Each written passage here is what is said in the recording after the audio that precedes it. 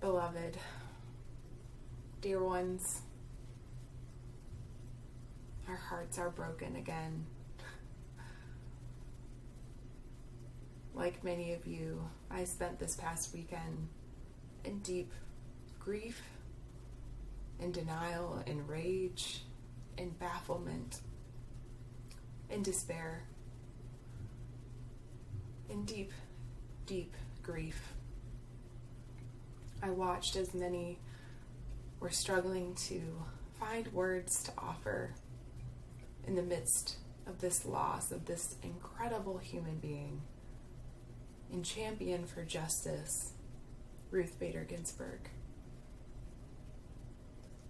Many of us were preparing to celebrate the arrival of a new year in Jewish tradition, or simply winding down after another grueling and heartbreaking week of living in this reality, in these impossible circumstances we find ourselves. And here comes another heartbreak. I saw others in the reproductive health rights and justice field take immediate action, issue statements, talk about how we will fight, and we will.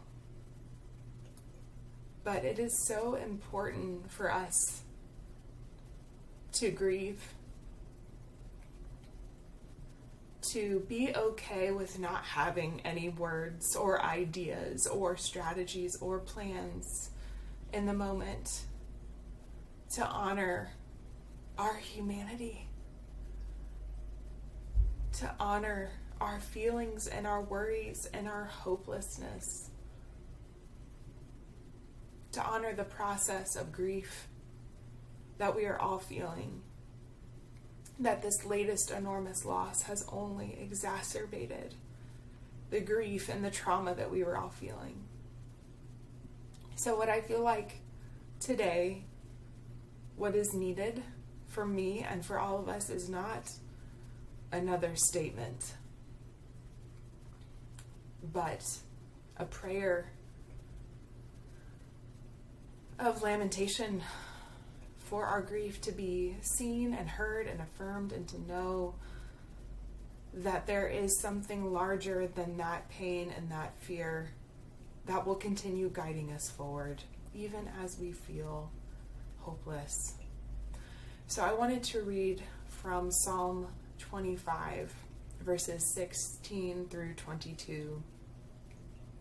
This is the NRSV version of the text. Turn to me and be gracious to me, for I am lonely and afflicted. Relieve the troubles of my heart and bring me out of my distress. Consider my affliction and my trouble, and forgive all my sins. Consider how many are my foes, and with what violent hatred they hate me. O guard my life and deliver me. Do not let me be put to shame, for I take refuge in you. May integrity and uprightness preserve me, for I wait for you. Amen.